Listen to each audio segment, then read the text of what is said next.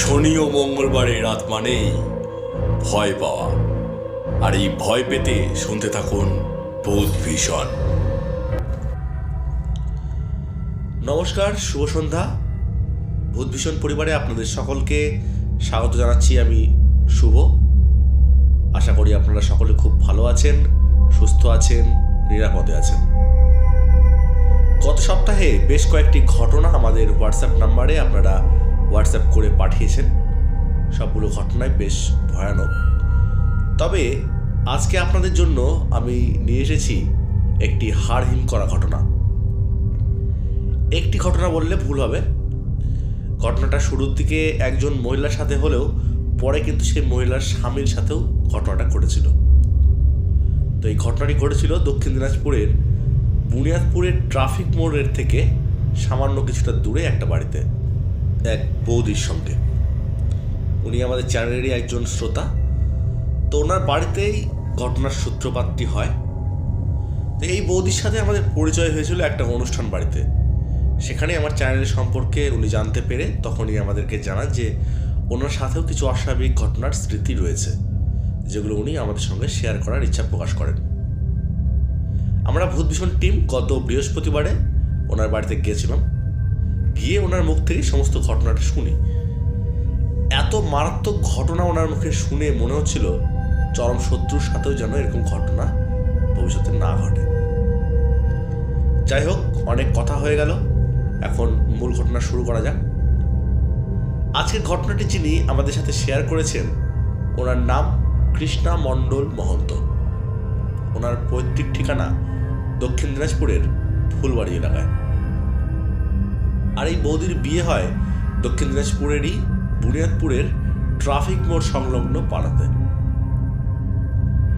বৌদির সাথে ঘটে যাওয়া সমস্ত ঘটনা যেভাবে আমাদের সঙ্গে শেয়ার করেছেন, আমি সেভাবেই আপনাদের সঙ্গে শেয়ার করছি।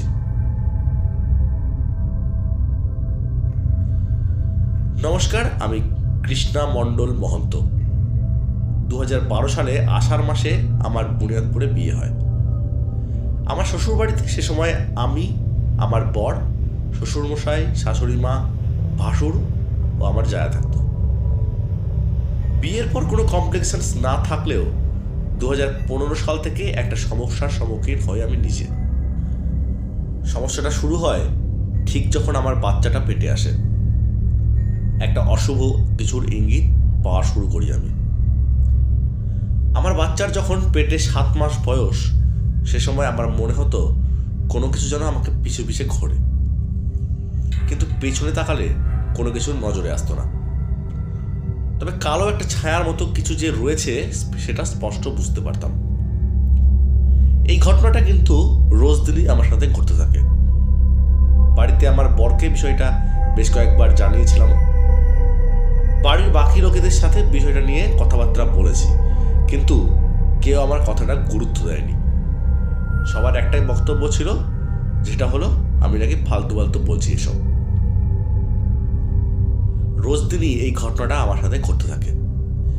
এরপরে আমার ছেলে হওয়ার পর যখন ওর 12 দিন বয়স, সে সময় আমাকে বাড়িতে নিয়ে আসা হয়। সেদিন এমন একটা ঘটনা ঘটে যে বাড়ির সবাই আতঙ্কিত হয়ে যায়। হঠাৎ করেই বাচ্চাটার গায়ের রং অদ্ভুত রকমভাবে পাল্টাতে শুরু করে, আর তার চোখ মুখ সব উল্টাতে শুরু করে। আর দিন রাত বলে কোনো ব্যাপার নেই, সবসময়ই সেই কালো রঙের ছায়াটা বাড়ির বাইরের চারপাশ দিয়ে শুধু ঘুরতে থাকে আর বিকট আওয়াজ করতে শুরু করে। আমার ননদের বর এইসব বিষয়ে কিছুটা আগে থেকেই জানতো, আর উনি ঝাড়ফুঁক বলুন আর তন্ত্র সাধনায় বলুন সেটা জানতেন। উনি আর ননদ আমাদের শ্বশুরবাড়িতে আসেন। ননদের বর আমার ছেলেটাকে কোলে নিয়ে উঠানের মধ্যে বসেন আর হনুমান চালিসা পড়তে শুরু করেন। বিশ্বাস করতে পারবে না, কিছুক্ষণের মধ্যে যেন তোড়পাড় শুরু হয়ে যায়। আমরা সবাই বাড়ির ভেতরে ছিলাম।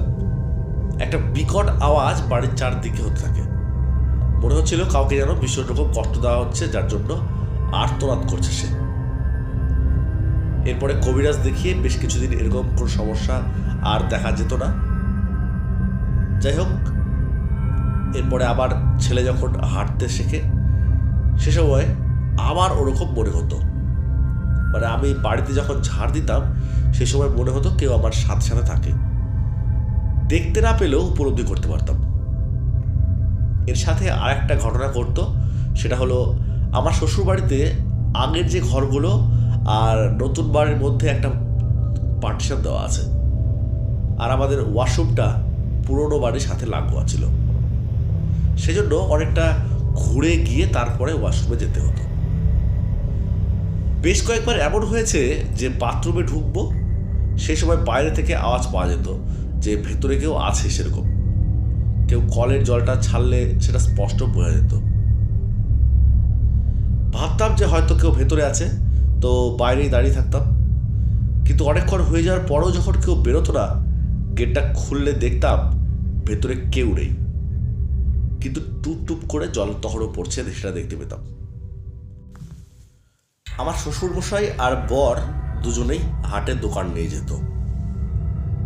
অনেক দিন এমন হয়েছে যে বাথরুমের ভিতরে জল ছাড়ার আওয়াজ পাচ্ছি, ভাবতাম যে শ্বশুরমশাই হয়তো গেছে, তো তখন ডাকতাম যে কে, বাবা নাকি ভিতরে? বাবা। তুমি বিশ্বাস করতে পারবে না, ভেতর থেকে গলাটা ভারী করে একটা আওয়াজ আসতো, এরকম করে আওয়াজ করতো। হঠাৎ করে খেয়াল আসতো যে কি ব্যাপার, বাবা তো এই সময় হাঁটে গেছে, তাহলে বললো কে? গেট খুললে কাউকে দেখা যেত না। দিনের পর দিন এই ঘটনাটা ঘটেছে, একবার দুবার না, অনেক দিন এরকম সেম ঘটনা আমার সামনে ঘটতে দেখেছি। বাড়িতে সবাইকেই বলি ঘটনাটার ব্যাপারে, কিন্তু কেউ গুরুত্ব দিত না। আমাকে বলতো যে তোমার মনে ভয় ঢুকে গেছে, সেই জন্য এরকম মনে হয় তোমার। এরকমভাবে চলতে চলতে দিন যায়, আরো বেশি বাড়াবাড়ি হতে থাকে। আচ্ছা, বলে রাখি যে এই বৌদি শ্বশুর বাড়ি সেই ট্রাফিক মোড়ের ওখানে হলেও পরবর্তীতে বুনিয়াদপুর স্টেশন রোডের কাছে একটি জায়গায় আরও একটি বাড়ি করেছেন। আর আমরা টিম ভূত ভীষণ এই বৌদির কাছে ঘটনাগুলো শুনতে গেছিলাম, এই স্টেশন রোডের যেই বাড়িটা ওনাদের সেখানে। তো বৌদি আরও কিছু ঘটনা শেয়ার করেন, সেগুলো আপনারা এখন শুনে নিন। বৌদি আমাদের জানায় তার আগের যে বাড়ি ঘটনা তিনি বলেছিলেন, সেই বাড়িটা যেই পাড়াতে, সেই পাড়ায় রাত্রি 8টা সাড়ে 8টা বাজলে একদম ঠান্ডা হয়ে যেত। এই পাড়ায় যেরকম লোকজন থাকে, ওই পাড়ায় কেউ বাইরে বেরোতো না সেরকম দরকার না হলে। তো একদিন হয়েছে কি, রাত্রি 8টা বাজে, সেই সময় আমাদের বাড়ির দরজায় কেউ ধাক্কা দেয়। গেট খুললে দেখা যায় কেউ নাই। প্রথমের দিকে ভাবতাম যে কেউ হয়তো শয়তানি করে, কিন্তু 3-4 দিন এরকম হওয়ার পর একদিন অপেক্ষা করছিলাম যে কে এরকম করে সেটা দেখব। তো রীতিমতো অপেক্ষা করে আছি। ঠিক 8টার দিকে এরকম একটা আওয়াজ হওয়া মাত্র আমি গেটটা না খুলেই সিঁড়ির যে টেবিল হয় সেখানে উঠে পড়ি। তো এই টেবিলটার ওখান থেকে গোটা রাস্তাটা, এমনকি ওইদিকে সব কিছু একদম পরিষ্কার দেখা যায়, কিন্তু আমি সেদিন কাউকেই কিন্তু দেখতে পাইনি। এই ঘটনার কথাও বাড়িতে জানাই। তারপরে আর একদিন হয়েছে কি, দুপুর সময়ে বাইরে থেকে তো সব গেট লক করা ছিল, আমি ঘরের মধ্যে আছি, মনে হচ্ছে ঘরের বাইরের যে স্পেসটা সেখানে কারো হাঁটার সাউন্ড পাচ্ছি। মানে সানের মাঝেতে প্লাস্টিকের জুতো পরে হাঁটলে যেরকম আওয়াজ হয় ফটফট করে, সেরকম আওয়াজ হচ্ছিল। তো আমি কে কে করে জিজ্ঞেস করলেও কোনো আওয়াজ পাইনি। যদি কেউ থেকেই থাকতো নিশ্চয়ই উত্তর দিত, কিন্তু সেটা কিন্তু হয়নি। তো আমাদের রাতের খাওয়া দাওয়া হতে হতে 10টা সাড়ে 10টা বেজে যায়।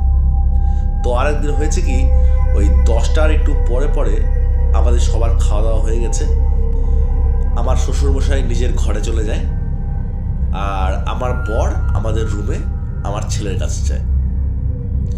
আমি বাসনগুলো এক জায়গায় করে রান্নাঘরের বেসিনের ওখানে গিয়ে মাঝামাঝি করছি। ঠিক সেই মুহূর্তেই কি যে একটা আমার মাথার সরাসরি জানা চলে আসলো, সেটা আমাকে তাড়া করতে থাকে। তা আমি সেই সময় কি করব, কোন দিকে যাব বুঝে উঠতে পারছিলাম না। জিনিসটা আমাকে বারবার সিঁড়ির ওপরের দিকে তাড়া করছিল, কিন্তু আমি সিঁড়ির নিচের দিকে যাচ্ছিলাম। আমি তো রীতিমতো চিৎকার শুরু করি ভয়ে, আমার বর ঘর থেকে দৌড়ে বেরিয়ে আসে। ও আসার পর সেই জিনিসটা বাড়ি থেকে বের হয়ে চলে যায়। আর সেটা যে বের হয়ে গেছিল তা কিন্তু আমার বড় সেদিন দেখতে পায়। মানে আমি একা থাকলেই ঘটনাগুলো হতো বেশি করে। যখনই কেউ চলে আসতো সেটা কিন্তু আর থাকতো না। মাঝে মাঝে আমাকে নাম ধরে ডাকও দিত, যেটা স্পষ্ট শুনতে পেতাম, কিন্তু কাউকেই দেখতে পেতাম না। তো এত সব ঘটনা দিনের পর দিন ঘটার পর একদিন কি হয়, আমার বর কোনোদিন রাত্রিবেলা না থাকলে খাওয়া হলে পরে আমাদের বাড়ির সঙ্গে পুকুর আছে, সেই পুকুর পাড়ে বাসন মাজতে যেতাম। অস্বাভাবিকভাবে একটা জিনিস খেয়াল করতাম যে পুকুরের যে মাছগুলো একদম আমার হাতের কাছে চলে আসতো। বারবার তাড়িয়ে দিলেও আবার চলে আসতো। আর বিশেষ করে শনি আর মঙ্গলবার দিন করে এই ঘটনাটা কিন্তু বেশি ঘটতো। আমি লক্ষ্য করতাম এই বিষয়গুলো এই 2 দিনেই বেশি করে হতো। অন্যান্য দিনে কিন্তু মাছ কাছে আসতো না। যাই হোক, রান্না খাওয়া করতে করতে একটু দেরি হয়ে যায় জন্য ঘুমো দেরি করে আসতো। আমার ঘুমোতে 12টা 12:30 বেজে যায়। কয়েকদিন ওই পুকুরের কর্নার থেকে, ওই দক্ষিণ পশ্চিম সাইড থেকে অদ্ভুত রকম সব আওয়াজ আসতো আমার কানে। কখনো কখনো কান্নার আওয়াজ পেতাম, কখনো কখনো বিকট রকম আওয়াজ পেতাম। দিনের পর দিন এরকম হওয়াতে আমার শারীরিক আর মানসিক অবস্থা এতটা খারাপ হয়ে যায় যে মনে হয় আমি আর বাঁচতে পারবো না। তারপরে আমাদের বাড়ির থেকে আমাকে কবিরাজের কাছে নিয়ে যায়। কবিরাজ সোজা আমাকে জানায় যে আমাদের ওই বাড়ির কাছে একটা খারাপ জিনিস রয়েছে, আর কিছুদিন দেরি করলে আমাকে আর নেওয়া যেত না। এতটাই অত্যাচার শুরু হয়ে গেছিল। যাই হোক, এই জায়গাটা নেওয়ার পর এখানে বাড়ি করে এখানে চলে আসি। এখানে আসার পর জানি না কি হলো, গত বছর অর্থাৎ 2024-এ একটা ঘটনা আমার বরের সাথে ঘটে যায়। তো তার জন্য ওকে নিয়ে ননদের বাড়ি যাই ঝাড়ফুঁক করার জন্য। আমার বরকে উঠানের মধ্যে বসিয়েছিল, আর আমি বারান্দায় ঠান্ডার মধ্যে বাবু হয়ে বসেছিলাম। আমার ননদ, শ্বশুরমশাই সবাই কিন্তু ছিল সেখানে। আমার বরকে ঝাড়ফুঁক করার সময় তার মধ্যে যে নেগেটিভ কিছু যাই থাকুক না কেন, সেটা নাকি আমার মধ্যে চলে এসেছিল। আর আমার মাথা ঘুরে বাম দিক দিয়ে ঘুরে পেছনের দিকে চলে গেছিল, আর চোখ দুটো লাল বড় বড় হয়ে গেছিল, আর চেহারাটা নাকি আমার বিভৎস হয়ে গেছিল। আমার ওরকম অবস্থা দেখে আমার ননদ নাকি ভয়ে কাঁদতে শুরু করেছিল। আমার শ্বশুরও ওখান থেকে উঠে যায়। এরপরে অনেকক্ষণ মন্ত্র পড়ে তাবিজ পরিয়ে দেওয়ার পর নাকি আমার জ্ঞান এসেছিল। আমার সাথে যে এরকম ঘটনা ঘটেছে আমার কিন্তু এখনো মনে পড়ে না, কিন্তু আমার শ্বশুর, ননদ, বাড়ির আর যারা ছিল সবাই আমাকে পরে সেটা বলে। আরেকটা ঘটনা আমার ওই বাড়িতে ঘটতো, সেটা হতো অমাবস্যা পূর্ণিমাতে।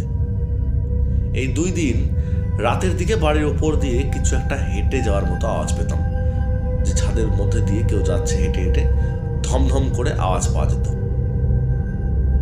2023 সালে আমার বরের সাথে একটা অস্বাভাবিক ঘটনা ঘটে। তার হাত পা সবসময় জ্বালা করতো, পেটে ব্যথা করতো মাঝে মাঝে। তো তার জন্য তাকে কবিরাজের কাছে নিয়ে গেছিলাম। তো কবিরাজ বলে যে ওকে ফাঁসকালি ধরেছে। তারপরে একদিন একটা ঘটনা, মানে না দেখলে কেউ বিশ্বাস করবে না, আমাদের বাড়িতেই ঘটনাটা ঘটে। আমাদের একটা টোটো আছে, আমার বরই চালায়। রাতের বেলা টোটোটা উঠানে রাখা আছে, আর আমার বর আর আমি বারান্দায় বসে আছি। আচমকা কোনো হাওয়া নেই, কিছু নাই, ধারে পাশে কেউ নাই। টোটোটা মনে হলো কেউ যেন পেছন থেকে ধাক্কা দিল জোরে করে। টোটোটা একদম ছিটকে চলে যাচ্ছিল। আমি তো দৌড় দিয়ে গিয়ে পিছন থেকে টোটোটা টেনে ধরি।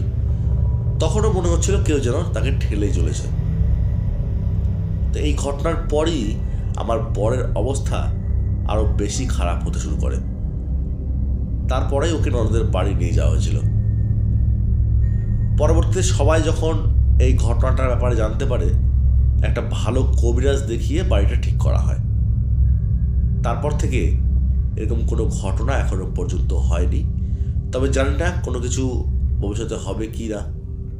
তো তো এই ঘটনাগুলো কিন্তু আমি বহুদিন যাবৎ উপলব্ধি করে এসেছি। শুরুর দিকে আমি বললে কেউই গুরুত্ব দিত না, এখন কিন্তু সেটা সবাই বিশ্বাস করে। তো এই ছিল আমার সাথে ঘটা কিছু ঘটনা। তো শ্রোতা বন্ধুরা, আপনারা তো পুরো ঘটনাটা শুনলেন। এরকম অভিজ্ঞতা যদি আপনাদেরও থেকে থাকে আমাদের জানাতে ভুলবেন না। যদি আপনারা এরকম কোনো ঘটনা কারো কাছ থেকে শুনেও থাকেন, সেগুলো কিন্তু আমাদের সাথে শেয়ার করতে পারেন। তো আপনারা যারা ঘটনাগুলো শুনলেন, আপনাদের যদি এরকম কোনো ঘটনা থেকে থাকে আমাদের জানাবেন। আর যদি এই ঘটনাগুলো রোমাঞ্চকর লাগে আপনাদের মূল্যবান লাইক কমেন্ট দিয়ে আমাদের উৎসাহিত করবেন, যাতে আরও এরকম কিছু সত্য ঘটনা আমরা আপনাদের কাছে পৌঁছে দিতে পারি। আপনারা যারা এখনও আমাদের চ্যানেলটি সাবস্ক্রাইব করেননি, আপনারা প্লিজ আমাদের চ্যানেলটি সাবস্ক্রাইব করে পাশে থাকা বেল আইকনটিকে টাচ করে নোটিফিকেশান অন করে রাখবেন, যাতে করে প্রতিটি এপিসোড আপলোডের সাথে সাথে আপনারা শুনতে বা দেখতে পারবেন। আর আমি অনুরোধ করব, আপনারা প্লিজ ঘটনার লিঙ্কটা আপনাদের পরিচিত সবার সঙ্গে একটু শেয়ার করে দেবেন, যাতে তারাও আমাদের পরিবারের সাথে যুক্ত হয়ে আমাদের পরিবেশিত ঘটনাগুলো শুনতে পারেন। তা আপনারা যদি এরকম কোনো রোমাঞ্চকর ভৌতিক বা অলৌকিক ঘটনা আপনাদের সাথে শেয়ার করতে চান, তাহলে আপনারা আমাদের চ্যানেলের ভেরিফাইড ইমেল আইডিতে ইমেল করে আপনার ঘটনাটি কিন্তু শেয়ার করতে পারেন। এছাড়া আপনারা আমাদের সঙ্গে ডিরেক্ট যোগাযোগ করতে পারেন ইনস্টাগ্রামে অথবা হোয়াটসঅ্যাপের মাধ্যমে। ইনস্টাগ্রামের মাধ্যমে আপনার সাথে যোগাযোগ করতে হলে শুভ 1694 অথবা অমৃতা সরকার 4540-তে যোগাযোগ করুন। এছাড়া আমাদের হোয়াটসঅ্যাপ নাম্বার হলো 9563116731। আপনারা যদি আমাদের স্টুডিওতে এসে আপনার ঘটনাটি লাইভে বলতে চান, তাহলে আপনি হোয়াটসঅ্যাপে যোগাযোগ করে সেটি আমাদের জানাবেন যে আপনি সেটি লাইভে বলতে চান। আর যেহেতু আমাদের দেশের বাইরে থেকেও অনেকে অনেক ঘটনা পাঠান, চাইলে আমাদের ভয়েস ক্লিপ করেও আপনারা পাঠাতে পারেন আপনারা সেই সমস্ত ঘটনা। যাই হোক, সবাইকে আবারও অনেক ধন্যবাদ আমাদের সঙ্গে যুক্ত থাকার জন্য। ফিরে আসবো আগামী এপিসোডে আরও একটি রোমাঞ্চকর ঘটনা নিয়ে আপনাদের সাথে শেয়ার করতে। ততক্ষণ পর্যন্ত আপনারা সকলে খুব ভালো থাকবেন, সুস্থ থাকবেন, নিরাপদ থাকবেন। শুভরাত্রি।